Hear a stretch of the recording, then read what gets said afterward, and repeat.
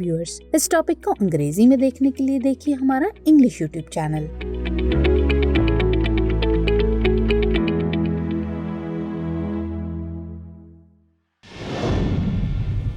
दृष्टि आईएएस के to the point programme में आपका स्वागत है। आज का हमारा विषय है मॉन्ट्रिक्स कन्वेंशन। आइए जानते हैं ये चर्चा में क्यों है।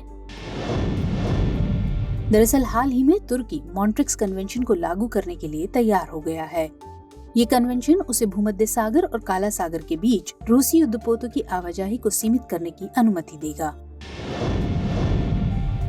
आइए जानते हैं कि मॉन्ट्रिक्स कन्वेंशन क्या है।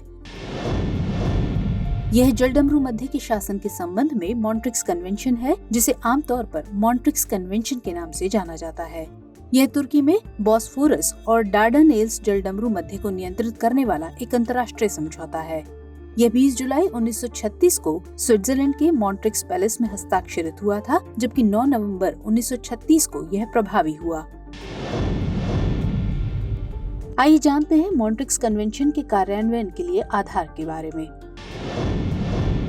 युद्ध की स्थिति में यह समझौता तुर्की को नौसैनिक युद्धपोतों के पारगमन को विनियमित करने और संघर्ष में शामिल देशों से संबंधित युद्धपोतों के लिए जलडमरू मध्य को अवरुद्ध करने का अधिकार देता है। तुर्की के मुताबिक यूक्रेन के हालात युद्ध के बन चुके हैं। ऐसे में यह घोषणा तुर्की को मॉन्ट्रिक्स कन्वेंशन को सक्रिय करने के लिए अधिकृत करती है। इसके चलते वह रूसी युद्ध जहाजों को बोस्फोरस और डार्डानेल्स जलडमरू मध्य के जरिए काला सागर में प्रवेश करने पर प्रतिबंध लगाने का अधिकार देती है। आइए समझते हैं कि वर्तमान परिदृश्य में मॉन्ट्रिक्स कन्वेंशन का क्या महत्व है। बॉस्फोरस और डार्डानेल्स जलडमरू मध्य, जिसे तुर्की जलडमरू मध्य या काला सागर जलडमरू मध्य के रूप में भी जाना जाता है, एजियन सागर और काला सागर को मरमारा सागर से जोड़ते हैं। यह एकमात्र मार्ग है जिसके माध्यम से काला सागर बंदरगाह भूमध्य सागरीय बंदरगाहों और उससे आगे तक पहुंच बना सकते हैं।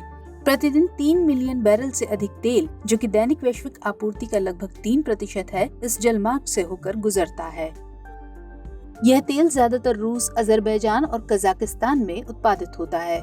इसके अलावा इस मार्ग के जरिए काला सागर तट से यूरोप और बाकी विश्व में बड़ी मात्रा में लोहा, इस्पात और कृषि उत्पादों का व्यापार होता है। आइए जानते हैं मॉन्ट्रिक्स कन्वेंशन के अनुच्छेद 19 के बारे में। संधि के अनुच्छेद 19 में काला सागर के देशों के लिए एक अपवाद है, जो रूसी युद्धपोतों को काला सागर में प्रवेश करने या बाहर निकलने से रोकने में तुर्की की शक्ति को प्रभावी ढंग से कमजोर कर सकता है। इसके मुताबिक युद्धरत शक्तियों के युद्धपोत, चाहे वे काला सागर से जुड़ी शक्तियां हों या नहीं, जो अपने ठिकानों से अलग हो गए हैं, वहां वापस आ सकते हैं। इसका मतलब है कि ये युद्धपोत इस मार्ग के जरिए अपने मूल ठिकानों पर लौट सकते हैं और तुर्की इन्हें रोक नहीं सकता है।